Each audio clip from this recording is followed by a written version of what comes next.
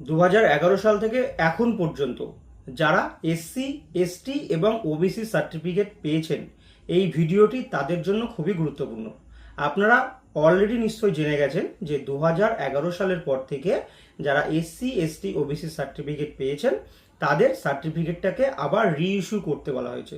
আমি অলরেডি একটি short video করে আপনাদেরকে আগেই জানিয়ে দিয়েছিলাম এবং বলেছিলাম পরবর্তীতে আমি আপনাদের সাথে ডিটেলসে আলোচনা করব। এই ভিডিওতে আমি আপনাদের সাথে ডিটেলসে আলোচনা করব যে পশ্চিমবঙ্গ সরকারের ব্যাকওয়ার্ড ক্লাস ওয়েলফেয়ার ডিপার্টমেন্ট থেকে 14/5/2026 তারিখে যে নোটিশটি বা বিজ্ঞপ্তিটি ইস্যু হয়েছে সেখানে কি বলা আছে, অ্যাকচুয়ালি কাদের কাদের রিভ্যালিডেট করতে হবে বা কিভাবে করতে হবে বা কাদের নাম বাদ যেতে চলেছে সেটা কিন্তু এই ভিডিওতে ডিটেলসে জানতে পারবেন। তাই ভিডিওটা স্কিপ করবেন না, সম্পূর্ণটা দেখবেন। তো ব্যাকওয়ার্ড ক্লাস ওয়েলফেয়ার ডিপার্টমেন্টের লেটারটি আপনারা দেখছেন, এটা সম্পূর্ণ কিন্তু ইংলিশে আছে। তো আমি এটাকে বাংলায় ট্রান্সলেট করে নিয়েছি এবং আপনাদের এবং আমার দুজনেরই সুবিধার্থে, বোঝার সুবিধার্থে সম্পূর্ণ বাংলায় আপনাদেরকে বুঝিয়ে দিচ্ছি। চলুন। আচ্ছা, প্রথমে যেটা সাবজেক্টটি কি লেখা আছে, বিষয় 2011 সাল থেকে ইস্যুকৃত জাতি শংসাপত্রের পুনরায় যাচাইকরণ, যার মধ্যে দুয়ারে সরকার কর্মসূচির মাধ্যমে ইস্যুকৃত শংসাপত্রও অন্তর্ভুক্ত।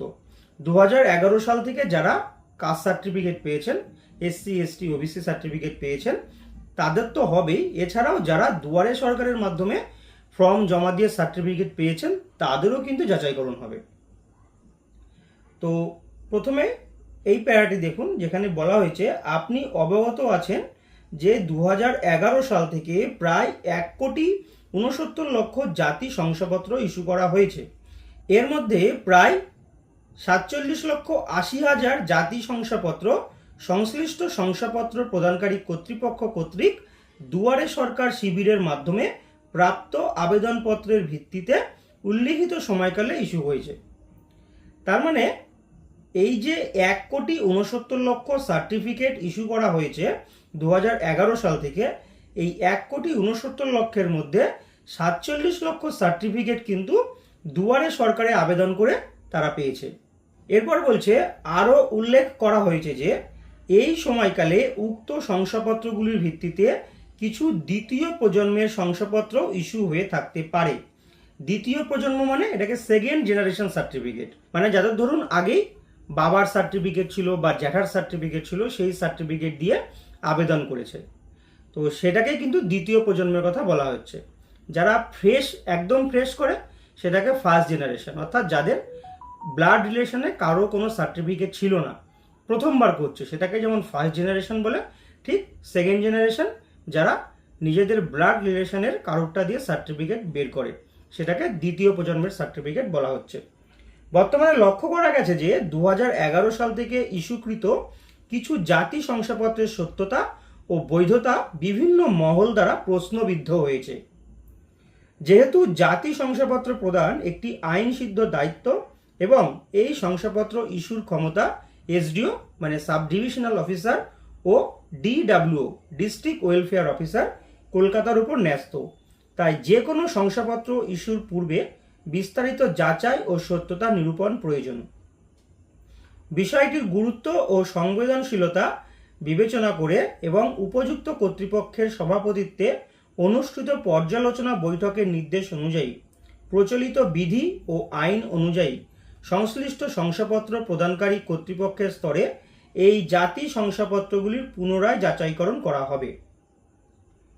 অতএব আপনাকে অনুরোধ করা হচ্ছে যে উপবিভাগীয় আধিকারিকদের যারা শংসাপত্র প্রদানকারী কর্তৃপক্ষ পরামর্শ প্রদান করুন যাতে তারা 2011 সাল থেকে ইস্যুকৃত সমস্ত জাতি শংসাপত্র এবং তার ভিত্তিতে ইস্যুকৃত সংশ্লিষ্ট দ্বিতীয় প্রজন্মের জাতি শংসাপত্র পুনরায় যাচাই করেন।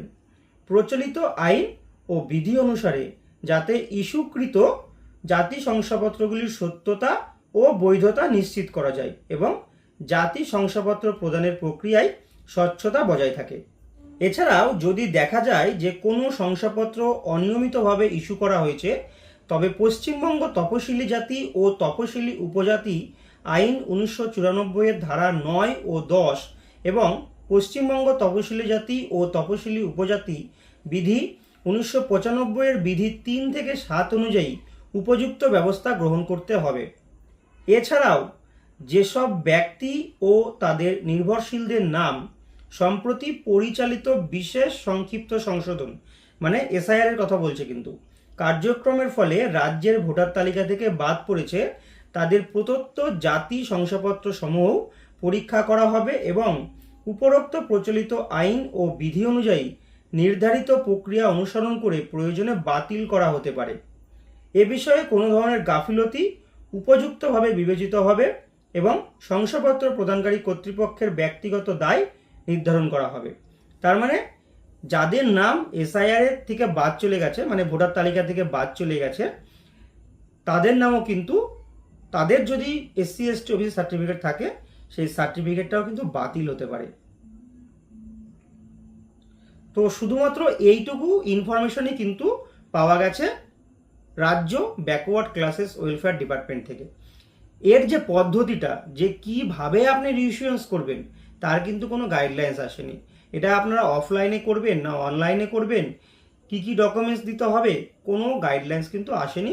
শুধুমাত্র এইটুকুনি জানা গেছে 2011 সালের পর থেকে যাদের SC ST OBC certificate issue হয়েছে প্রত্যেকেরই রিইস্যু করাতে হবে।